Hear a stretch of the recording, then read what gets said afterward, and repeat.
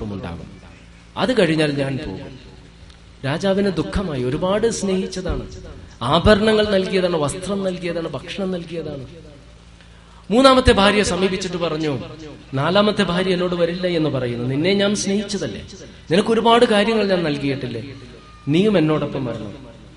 മൂന്നാമത്തെ ഭാര്യ പറഞ്ഞു, കൂടി വന്നാൽ താങ്കളുടെ മൃതശരീരം കൊട്ടാരത്തിൽ നിന്ന് പുറത്തെടുക്കുന്നത് വരെ ഞാൻ ഉണ്ടാകും, അതിനുശേഷം ഞാനും പോകും.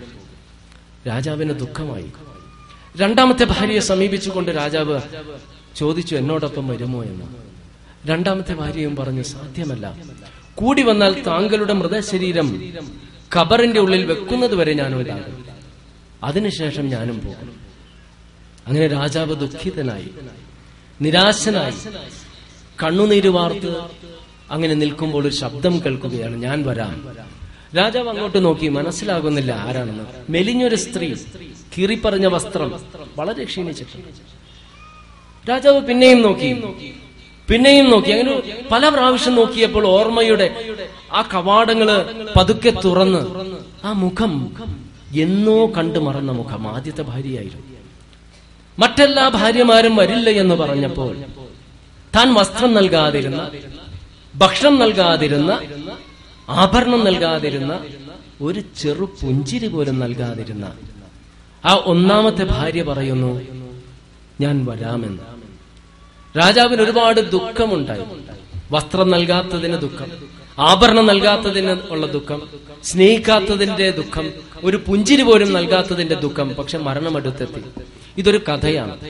ഈ നാലാമത്തെ ഭാര്യ എന്നതുകൊണ്ട് ഉദ്ദേശിച്ചത് നമ്മുടെ ശരീരമാണ്.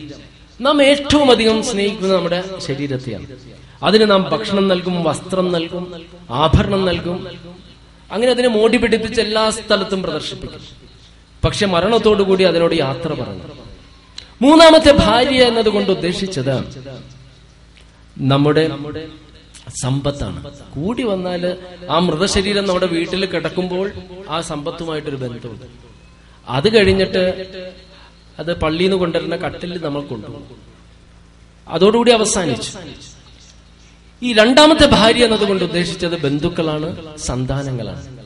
ഖബറിലേക്ക് നമ്മുടെ മൃതശരീരം ഇറക്കി വെക്കുന്നതോടുകൂടി ആ ബന്ധവും അവസാനിച്ചു. ഈ ആദ്യത്തെ ഭാര്യ എന്നതുകൊണ്ട് ഉദ്ദേശിച്ചത് നമ്മുടെ ആത്മാവാണ്. ഈ ആത്മാവിന് വേണ്ട ഭക്ഷണം വിശ്വാസമാണ്, വിശ്വാസത്തിന്റെ അടിസ്ഥാനത്തിലുള്ള സൽക്കർമ്മങ്ങളാണ്. അത്തരത്തിലുള്ള ആത്മാവിനെ ശക്തിപ്പെടുത്തിക്കൊണ്ട് യഥാർത്ഥ വിശ്വാസികളായിട്ട് ജീവിക്കുവാനും മരിക്കുവാനും ശ്രമിക്കണമെന്ന് എന്നോടാദ്യമായിട്ട് പിന്നീട് നിങ്ങളോടും പറയുന്നു. എങ്കിൽ മാത്രമേ വിശുദ്ധ ഖുർആനിലെ 89-ാം അധ്യായത്തിൽ 6-ാം വചനത്തിൽ അല്ലാഹു പറയുന്നില്ലേ, യാ അയ്യത്തുൻ നഫ്സുൽ മുത്മഇന്ന ഇർജി ഇലാ റബ്ബിക റാളിയതൻ മർളിയ ഫദ്ഖുലി ഫീ ഇബാദി വദ്ഖുലി ജന്നതി എന്ന്. തൃപ്തി ലഭിച്ച, അല്ലാഹുവിൽ നിന്ന് തൃപ്തി ലഭിച്ച, സ്വയം തൃപ്തിപ്പെട്ട ആത്മാക്കളായിട്ട് എന്റെ ദാസന്മാർക്കിടയിൽ പ്രവേശിക്കട്ടെ, സ്വർഗത്തിൽ പ്രവേശിക്കട്ടെ എന്ന് അല്ലാഹു പറയുന്നില്ലേ. അത്തരത്തിലുള്ള യഥാർത്ഥ വിശ്വാസികളായിട്ട് ഇഹലോകത്ത് നിന്ന് വിട പറയുവാനുള്ള അനുഗ്രഹം അല്ലാഹു നൽകട്ടെ. ഇതിനുശേഷം സമയം വളരെ താമസിച്ചിട്ടുണ്ട്. പ്രസക്തമായ ചോദ്യങ്ങൾ ചോദിക്കുക. പലപ്പോഴും ചോദ്യോത്തര വേളയിൽ ചോദ്യകർത്താവിനെ പരാജയപ്പെടുത്താനുള്ള മനോഭാവത്തിൽ വരുന്ന ആളുകളുണ്ട്.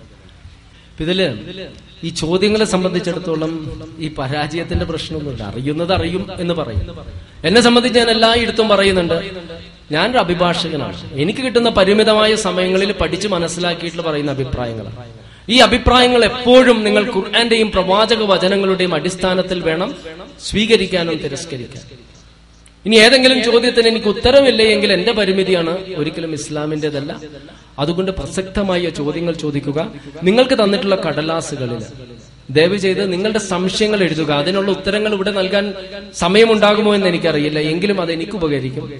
അതുകൊണ്ട് ചോദ്യങ്ങൾ ചോദിക്കണമെന്ന് പറഞ്ഞുകൊണ്ട് ഞാൻ അവസാനിപ്പിക്കുന്നു. അല്ലാഹുമ്മ അഗ്ഫിർലിൽ മുഅ്മിനീന വൽ മുഅ്മിനാത്ത് വൽ മുസ്ലിമീന വൽ മുസ്ലിമാത്ത് അല്ലാഹുമ്മ അഹ്യിനാ അലൽ കിതാബി വസ്സുന്നഹ വഅമിത്നാ മഅൽ ഈമാനി വത്തൗബ റബ്ബനാ ആതിനാ ഫിദ് ദുനിയ ഹസന വഫിൽ ആഖിറതി ഹസനതൻ വഖിനാ അദാബന്നാർ. അസ്സലാമു അലൈക്കും.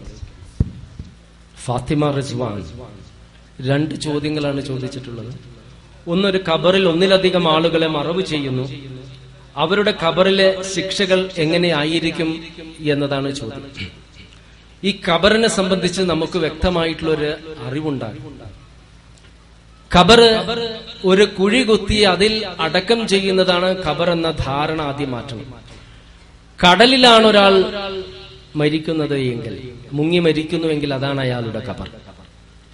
അതല്ലെങ്കിൽ അഗ്നിയിൽ എരിഞ്ഞടങ്ങുകയാണ് എങ്കിൽ അതാണ് ഖബർ. ബോംബ് സ്ഫോടനത്തിൽ ഒരാൾ മരിക്കുന്നുവെങ്കിൽ അതാണ് അയാളുടെ ഖബർ. അപ്പോൾ ഖബറിനെ സംബന്ധിച്ച് നാം കാണുന്ന രീതിയിൽ ഒരു കുഴി, അതിലൊരു മൃതശരീരം മയ്യത്തടക്കം ചെയ്തത് ഖബറായിട്ടുള്ള ധാരണ ആദ്യം നമ്മൾ മാറ്റണം. ഇനി ഖബറിലെ ശിക്ഷയെ സംബന്ധിച്ച് ആളുകൾക്കിടയിൽ സംശയമുണ്ട്. ഖുർആനിൽ അതിനെ സംബന്ധിച്ച് പറഞ്ഞിരിക്കുന്നത് മൂസാ നബി അലൈഹിസ്സലാമിന്റെ കാലഘട്ടത്തിലെ ഫിർഔനെയും കൂട്ടരെയും പ്രഭാതത്തിലും രാത്രി സന്ധ്യാനേരത്തും ഖബറിന്റെ ശിക്ഷകളെ സംബന്ധിച്ച് കാണിക്കും. ഇത് തന്നെയാണ് പണ്ഡിതർ പറയുന്നത്. വ്യക്തമായിട്ട് ഖബറിലെ ശിക്ഷയെ സംബന്ധിച്ച് ഖുർആൻ പറയുന്നുണ്ട് എന്ന്. അതുപോലെ തന്നെ നബി സല്ലല്ലാഹു അലൈഹി വസല്ലം പ്രാർത്ഥനയിലെല്ലാം ഖബറിലെ ശിക്ഷകളെ സംബന്ധിച്ച് അതിൽ നിന്നും രക്ഷ നേടുന്നതിനെ സംബന്ധിച്ചും പ്രവാചകൻ ഉണർത്തിയിട്ടുണ്ട്. ഇവിടുത്തെ ചോദ്യം, അവരുടെ ഖബറിലെ ശിക്ഷകൾ എങ്ങനെയായിരിക്കും? എല്ലാവർക്കും ഖബറിലെ ശിക്ഷകൾ കിട്ടും. ഇവിടെ ഖബറിൽ ആദ്യം ഒരു ഞെരുക്കം അനുഭവപ്പെടും. അതെല്ലാവർക്കും അനുഭവപ്പെടും എന്നാണ് നബി സല്ലല്ലാഹു അലൈഹി വസല്ലം പറഞ്ഞിട്ടുള്ളത്. ഒരു പ്രവാചകന്റെ അടുത്ത് വന്നിട്ട് ഒരു കുട്ടിക്കത് അനുഭവപ്പെടുമോ എന്ന് ചോദിച്ചു. അപ്പോൾ പ്രവാചകൻ പറഞ്ഞത്, ഒരു പ്രിയപ്പെട്ട അനുയായിയെ സംബന്ധിച്ചിട്ട് നബി സല്ലല്ലാഹു അലൈഹി വസല്ലം പറഞ്ഞ്, അദ്ദേഹത്തിന് പോലും അത് അനുഭവപ്പെടാതിരുന്നിരുന്നുവെങ്കിൽ അദ്ദേഹത്തിന് അനുഭവപ്പെടുമായിരുന്നില്ല. അപ്പോൾ കുട്ടികൾക്കും അത് ഖബറിലെ ആ ഞെരുക്കം അനുഭവപ്പെടുമെന്നാണ് പറയുന്നത്.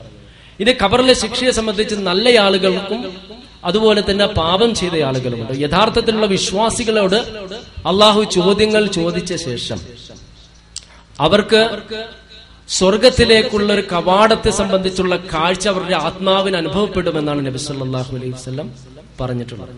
പാപികളെ സംബന്ധിച്ചിടത്തോളം നരകത്തിലെ ശിക്ഷ, യഥാർത്ഥത്തിലുള്ള ശിക്ഷ അവർ അനുഭവിക്കുന്നില്ലെങ്കിലും അത് നിരന്തരം അവർക്ക് അനുഭവപ്പെട്ടുകൊണ്ടിരിക്കും എന്നാണ് നബി സല്ലല്ലാഹു അലൈഹി വസല്ലം ഉണർത്തിയിട്ടുള്ളത്. ഇത് ആത്മാവിനെ സംബന്ധിച്ചുള്ള ഒരു ശിക്ഷയാണ് എന്നതാണ് ഒട്ടുമിക്ക പണ്ഡിതരും അഭിപ്രായപ്പെട്ടിട്ടുള്ളത്. കാരണം ശരീരം നശിക്കുകയാണ്. ആദ്യഘട്ടത്തില് മരണസമയത്ത് ആത്മാവ് ശരീരത്തിൽ നിന്ന് പോവുകയും പിന്നീട് പണ്ഡിതർ പറയുന്നത് ശരീരത്തിലേക്ക് തിരിച്ച് ആത്മാവ് വരികയും അതിനുശേഷം ഈ ശിക്ഷ അനുഭവപ്പെടുകയും പിന്നീട് ശരീരം നശിക്കുന്നതോടുകൂടി തന്നെ ഈ ആത്മാവ് അന്ത്യദിനത്തില് വീണ്ടും സൃഷ്ടിക്കപ്പെടുന്ന സമയത്ത് ശരീരത്തിലേക്ക് തിരിച്ചു വരുന്നതുവരെയും ആത്മാവിന് നല്ല ആളുടെ ആത്മാവാണ് എങ്കിൽ സ്വർഗത്തിൽ അയാൾ അനുഭവിക്കുന്ന അനുഭൂതികളെല്ലാം അനുഭവപ്പെട്ടുകൊണ്ടിരിക്കും. അതായത് ഒരു കാഴ്ചയിലൂടെ. അതേപോലെ തന്നെ നരകശിക്ഷ അനുഭവിക്കുന്ന ഒരു വ്യക്തിയാണ് എങ്കിൽ, അനുഭവിക്കേണ്ട ഒരു വ്യക്തിയാണെങ്കിൽ അതിനെ സംബന്ധിച്ചുള്ള ദൃശ്യങ്ങളും അയാളെ കാണിക്കപ്പെടും എന്നാണ് പ്രവാചകൻ പറഞ്ഞിട്ടുള്ളത്. ഇനി രണ്ടാമത്തെ ചോദ്യം, ഈസാ നബി ബൈബിളിലെ ദൈവപുത്രനാണെന്നും കുരിശിൽ തറക്കപ്പെട്ടു എന്നും എഴുതിയിരിക്കുന്നു. എന്നാൽ വിശുദ്ധ ഖുർആനിൽ ഈസാ നബി ഉയർത്തി എന്ന് പറയുന്നു. പ്രവാചകന്മാർ ത്യാഗങ്ങൾ സഹിക്കേണ്ടവർ ആണ്. അപ്പോൾ അത് ശരിയോ തെറ്റോ? ബൈബിളിൽ യേശുവിനെ ക്രൂശിച്ചതായിട്ട് പറയുന്നു. വിശുദ്ധ ഖുർആൻ വ്യക്തമായിട്ട് ഖുർആനിൽ പറയുന്നുണ്ട്, വഖൗലിഹിം ഇന്നാ ഖതൽനൽ മസീഹ ഈസ ഇബ്നു മറിയം റസൂലുള്ളാഹി വമാ ഖതലൂഹു വമാ സ്വലബുഹു വലാകിൻ ശുബിഹ ലഹും എന്ന് തുടങ്ങുന്ന വചനങ്ങൾ. മറിയമിന്റെ പുത്രൻ ഈസയെ അവർ വധിച്ചുവെന്ന്, യഹൂദർ വധിച്ചുവെന്നും ക്രൂശിച്ചുവെന്നും അവർ അഹങ്കരിക്കുന്നു. എന്നാൽ അവർ ക്രൂശിച്ചിട്ടുമില്ല, വധിച്ചിട്ടുമില്ല. ഖുർആൻ വ്യക്തമായിട്ട് പറയുകയാണ്. അവർ ഊഹത്തെ പിൻപറ്റുക മാത്രമാണ് ചെയ്യുന്നത്. അതിനെ സംബന്ധിച്ച് അവർ ഭിന്നതയിലാണ്. ഖുർആൻ പറയുകയാണ്, അതിനെ സംബന്ധിച്ച് അവർ ഭിന്നതയിലാണ്. അവർ അദ്ദേഹത്തെ ക്രൂശിച്ചിട്ടില്ല, നമ്മിലേക്ക് ഉയർത്തുകയായിരുന്നു എന്നാണ് അള്ളാഹു ഖുർആനിൽ പറഞ്ഞിട്ടുള്ളത്. ബൈബിൾ പരിശോധിച്ച